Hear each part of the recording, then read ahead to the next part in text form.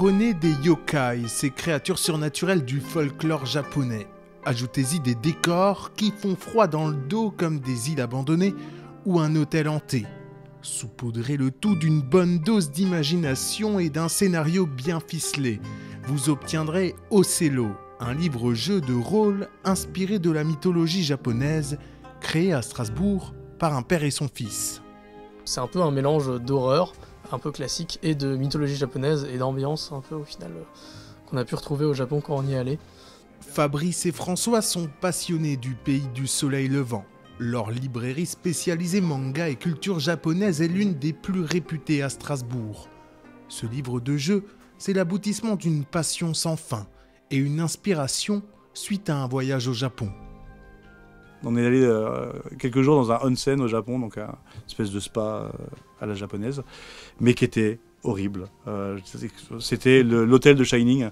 On n'a pas eu beaucoup d'efforts à faire pour écrire le scénario d'horreur, parce que c'était franchement l'opposé de ce qu'on imagine au Japon, où tout est nickel, tout fonctionne. Là, l'hôtel était en fin de vie. Il y avait les escalators marchaient plus, il y avait de l'eau sur la moquette, dans les couloirs. Il y avait des planches posées dans les couloirs pour qu'on ne mette pas les pieds dans l'eau.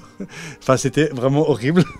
De là, leur imagination prend le relais et naît Othello, un manuel de 270 pages comprenant 10 scénarios qui nous emmènent dans un univers fantastique et mythologique. Un livre-jeu à jouer à plusieurs pour des moments inoubliables.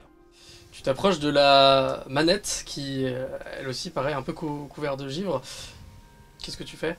Je vois si je peux l'actionner et j'essaie de voir à quoi ça correspond. C'est un jeu d'énigmes coopératif et on n'a qu'un seul ennemi. C'est le maître de jeu qui vous raconte une histoire.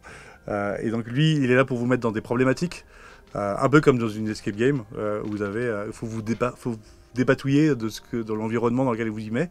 Amateurs du genre, plongez-vous dans un monde surnaturel et horrifique le temps d'une partie.